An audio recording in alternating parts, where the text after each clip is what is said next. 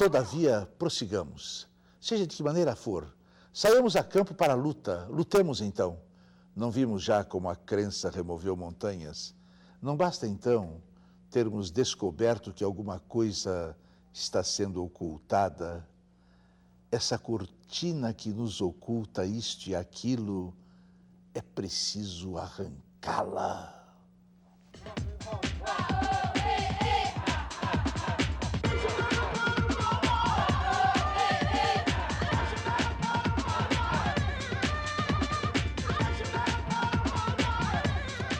Provocações. Evidentemente, eu não faço provocações. Já dizem que eu sou provocado, as pessoas que vêm aqui é que me provocam. Eu sou um simples, digamos, um alto-falante do que eles pensam e eu mostro a alma deles. Hoje está aqui ao meu lado um fazendeiro. 14 mil cabeças de gado ele tem. Mas não é por isso que ele veio aqui, não.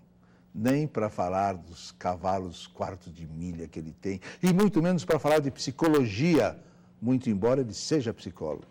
Aí vocês me perguntaram, pô, Rabujão, o que é isso? Sobre o que esse cara veio falar?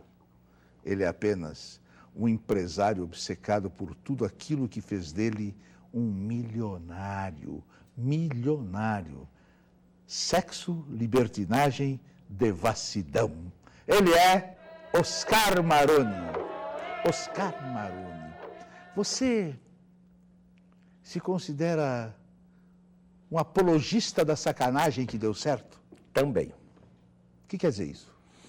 Um apologista da sacanagem que deu certo. Dizem que sacanagem é tudo aquilo que eu não estou fazendo. Quando eu começo a fazer, vira erótico. É uma crítica, é uma imposição de valores pessoais em cima de uma outra pessoa que está fazendo sexo. Eu digo que sexo com amor é ótimo. Sexo por atração física é maravilhoso. E o sexo pago também é bom. Quantas mulheres você dormiu?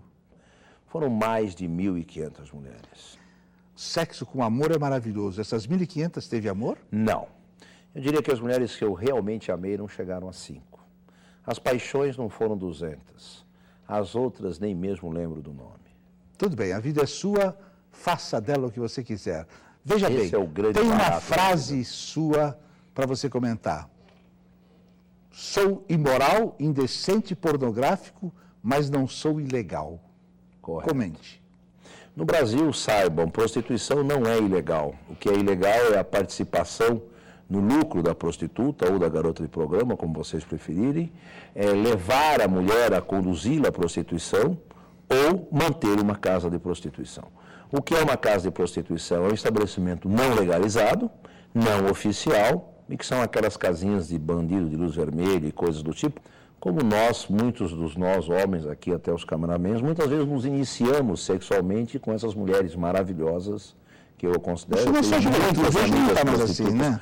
Na sua juventude. Não está ainda, mas estão aí, as casas não estão funcionando. Mas com 300 homens ia. Um momentinho só para... Mas é uma putaria, não é?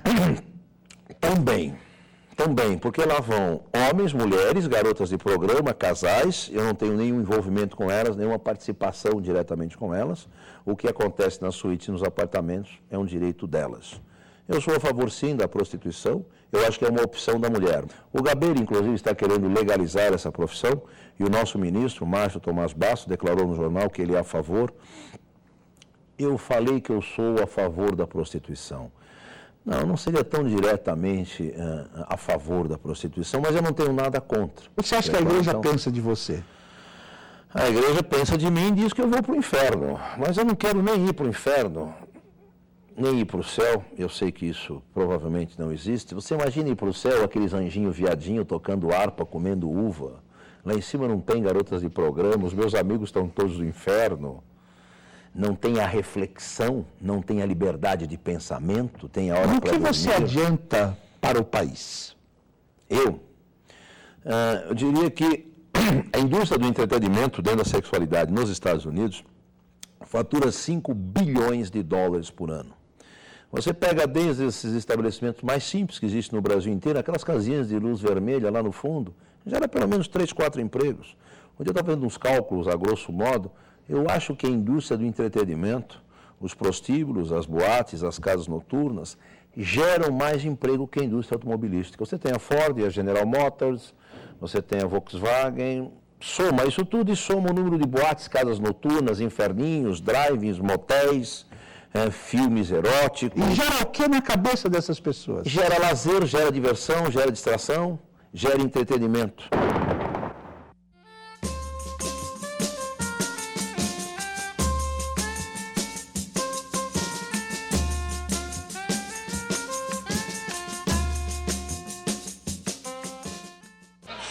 Sou daqui. Não nasci aqui, mas moro aqui há mais de 40 anos. Mais de 40 anos. Mais de 40 anos. Eles dizem que é uma figura histórica, né? Como é que é? Dizem que ela é uma figura histórica. Né? Bom, eu não a conheço. Mas eu nunca ouvi falar aqui. Não, Candelária? Não, nunca ouvi falar. Candelária não. Não. O senhor já ouviu falar em Candelária? Eu não. Candelária. Já viu falar em Candelária? Eu não. Por quê? É o quê? Candelária, Oi, quem é você? uma mulher do mundo. Uma mulher que na época de 60, muito jovem, tentou e conseguiu, entre aspas, que a sociedade tivesse uma visão o que era realmente ser mulher, ser cidadã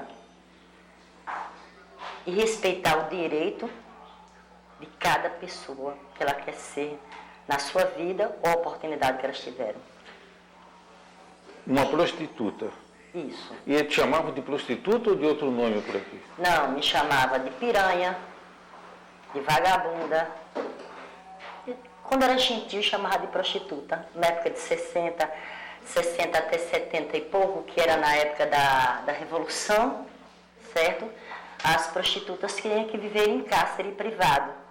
E eu não acatava isso, eu já estava fazendo minha revolução particular, entendeu? E achava que eu tinha direito de ir a um cinema, ir a uma sorveteria, ir a uma loja fazer compras. Então, por conta disso, tinha dia que eu ia presa 3 vezes. Você não tinha ninguém que te protegia nem nada? Não, tinha os meus clientes que eram muito ricos e eles me protegiam. Um prendia, o dono do cabaré ligava, o outro conversava e soltava.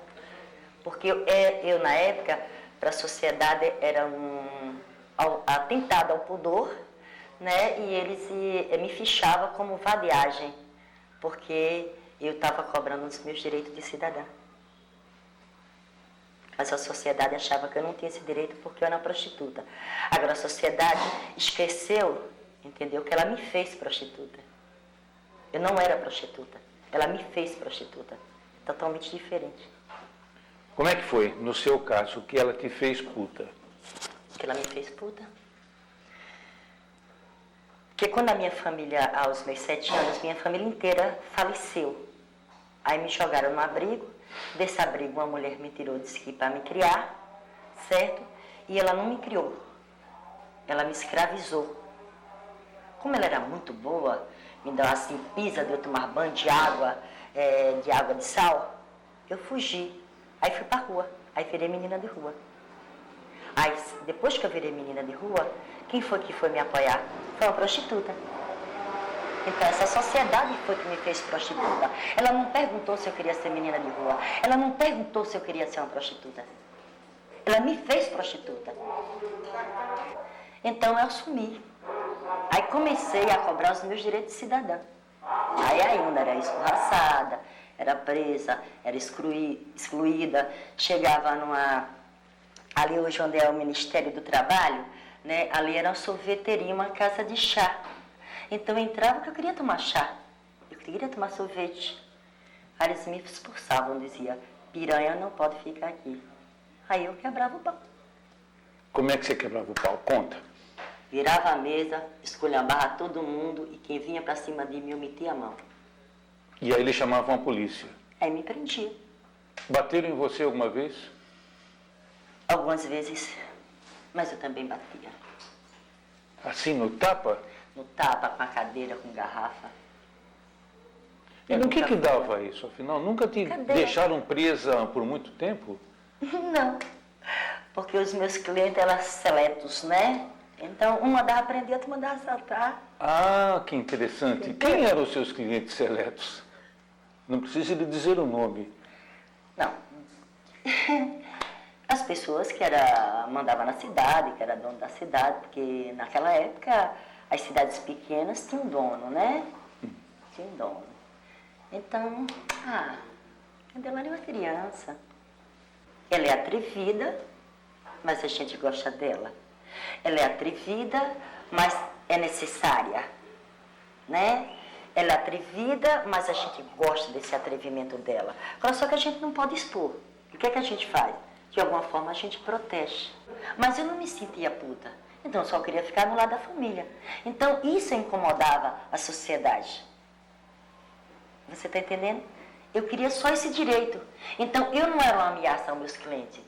Entendeu? Aos poderosos? Não era. Porque eles não poderiam achar, por exemplo, que aquela menina que arrebentava a casa de chá poderia botar a boca no mundo e dizer alguma coisa sobre eles num ano eleitoral, por exemplo? Não, porque eu acho que quando você briga pelo direito de cidadania, de ser humano, você não tem que expor as pessoas, você só tem que cobrar as pessoas o que elas têm de direito. Isso é o que você acha, o que eles achavam. Eles achavam que você pensava assim? Eu não sei se eu posso te explicar como era a prostituição de antigamente. A prostituição de antigamente era assim. Você chegava no prostíbulo e dizia para o dono do cabaré, que eu não vou citar o nome, disse assim, olha, a partir de hoje Candelária está por minha conta. Então, eu era a propriedade daquele homem. Eu ia para o salão, mas eu não podia transar com os outros homens. Entendeu como é que é? E aqueles outros homens, que já tinham sido meu cliente, eu já tinha passado uma época com eles, respeitava. Até para dançar comigo, tinha que pedir ao meu homem na época. Você está entendendo? Era uma coisa mesmo de escravidão. Entendeu? Então, eu não acredito que eles me viram assim como ameaça. Já ouvi falar, sim, senhor. Uma pessoa de antiguidade, já de muitos anos, já vem história de mim. Depois, antes de mim, já teve história dela, né? Da Candelária. Só que como eu passei a maioria no interior, trabalhando no interior, quando eu cheguei aqui não teve a história, não sei a história dela completa, porque eu vivi mais no interior. Quem é? O que faz? E agora, no momento, eu não sei o que ela faz no momento. Porque, como eu falei para o senhor, eu estou desinformado porque eu morei muito no interior, então eu não sei. Só ouvi, como eu falei para o senhor, ouvi falar, mas não tenho totalmente conhecimento do que ela fazia ou faz. No momento eu não sei.